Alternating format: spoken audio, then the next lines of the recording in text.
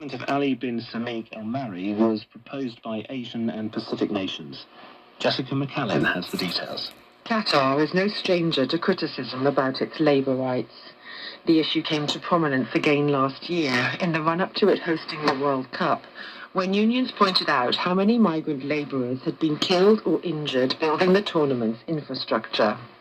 So when Qatar was selected to head this year's ILO conference, some workers' rights groups asked that the move be put to a vote rather than approved by the traditional acclamation. In the end, a deal was reached, and unions have said that they will accept Mr. al-Mahdi's appointment. King Charles's younger son, Prince Harry, is due to begin giving evidence in his case in London today, making him the first senior member of the royal family in more than 130 years to testify in court. He's suing Mirror Group newspapers for damages, claiming its journalists were involved in unlawfully gathering information about him, including by phone hacking and the use of private investigators. Mirror Group has denied phone hacking in this case, but has admitted to an earlier instance of gathering information about him illegally. That's the latest BBC News. Thanks for that news and welcome to Newsday with Victoria Wahonda in Robian. Coming up this half hour, we've got stories for you from Ukraine, Afghanistan and Saudi Arabia. And we will hear what our technology editor makes of Apple's first new gadget in years, a mixed reality handset that is expected to retail at thousands of dollars a piece.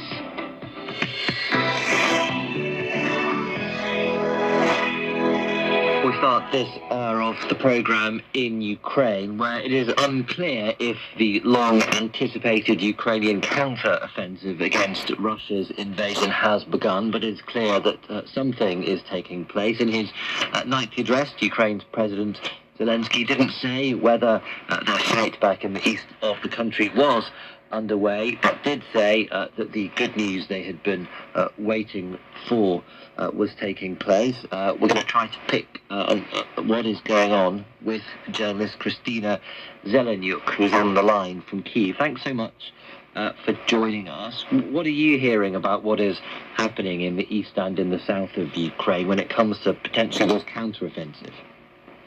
Thank you for the invitation. I'd like to start with the latest news because this morning we are receiving information about the apparently blown up dam of the Kakhovka hydroelectric station. So while we are talking with you right now, this information has already been confirmed by the Ukrainian officials, and the evacuation of the population from dangerous regions at risk of flooding continues right now, and it's a big disaster for Kherson and the entire southern region, which may also affect the Zaporizhzhia nuclear power plant as well. Fine. So this is a dam in Russia-controlled part of Ukraine. Yes, exactly. Kakhovka was controlled by Russian forces, and they have blown up a dam. That's why it's a big humanitarian catastrophe right now there. Now, Russia is saying that it has, for a second night running, thwarted some kind of Ukrainian counter-offensive in Ukraine. What are you hearing about potentially some of those counter-attacks by Ukrainian forces? We are receiving different information from both Ukrainian and Russian sides.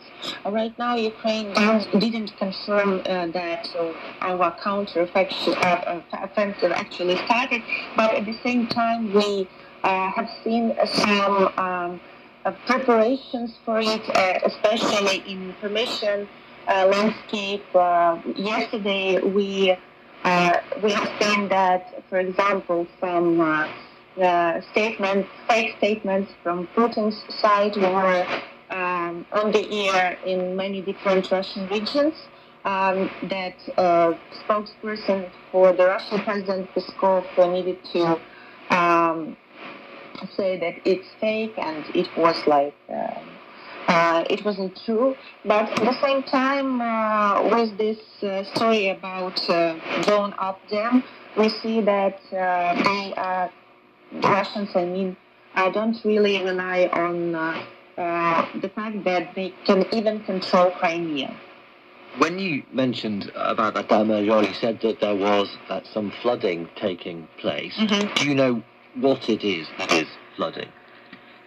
The information that we are receiving right now from the Ukrainian officials and Ukrainian